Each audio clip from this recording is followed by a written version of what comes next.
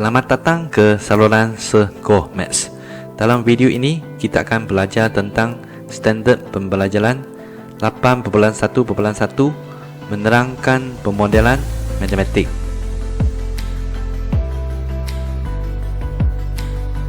Model matematik ialah suatu perwakilan bagi satu sistem atau senario yang digunakan untuk memperoleh kefahaman secara kualitatif dan atau kuantitatif bagi masalah dunia sebenar serta meramalkan berlakuan masa depan.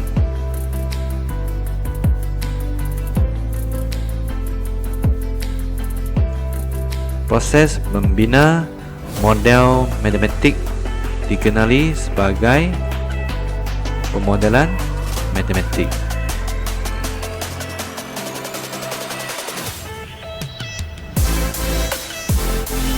Satu model matematik ialah suatu hubungan matematik yang menguraikan situasi dunia sebenar. Misalnya, rumus I sama dengan PRT menunjukkan suatu hubungan antara faedah mudah dengan prinsipal, kadar faedah dan masa. Dalam pemodelan matematik, masalah dunia sebenar diterjemah sebagai masalah matematik.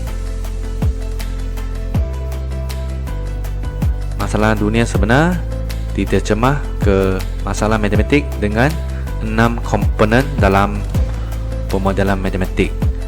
Pertama, mengenal pasti dan mendefinisikan masalah.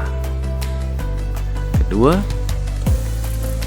membuat andaian dan mengenal pasti pemboleh ubah. Komponen ketiga, mengaplikasi matematik untuk menyelesaikan masalah. Komponen keempat, menentusahkan dan mentafsir penyelesaian dalam konteks masalah berkenaan. Kelima, memurnikan model matematik. Keenam, melaporkan dapatan. Ulang komponen 1, 2 dan 3 jika perlu. Mari kita lihat contoh pertama.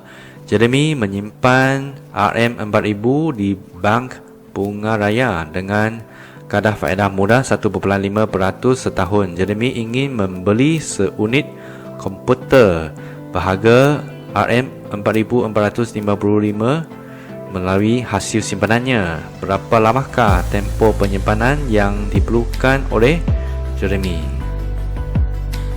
Soalan A, kena pasti dan definisikan masalah dalam persoalan di atas.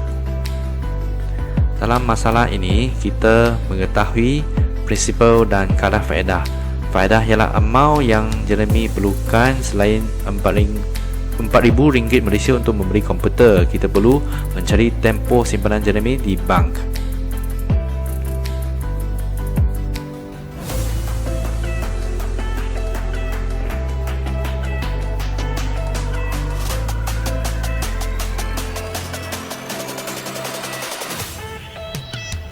Soalan B, tentukan andaian yang perlu dibuat dan kena pasti pemboleh ubah dalam menyelesaikan masalah di atas.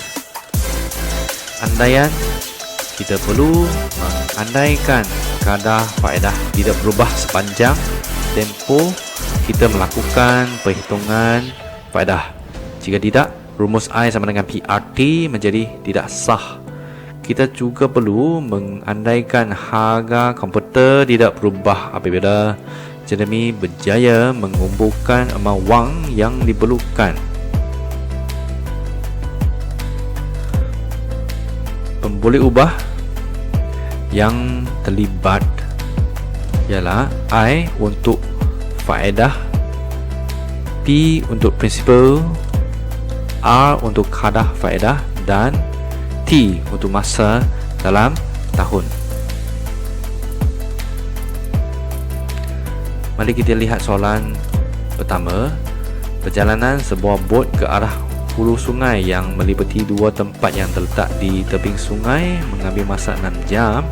Perjalanan balik bot ke hilir sungai mengambil masa 5 jam. Jika kelajuan arus sungai ialah 2 km per jam, berapakah kelajuan bot di atas air tenang?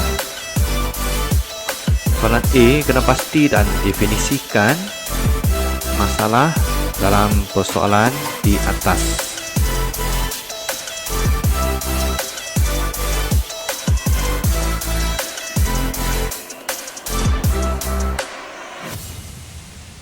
Dalam masalah ini, kita mengetahui kelajuan arus sungai dan masa perjalanan di antara dua tempat di tebing sungai.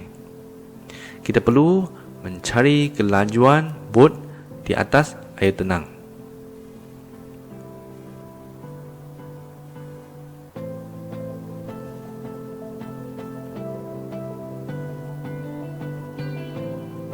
Tentukan andaian yang perlu dibuat dan kena pasti pemboleh ubah dalam menyelesaikan masalah di atas.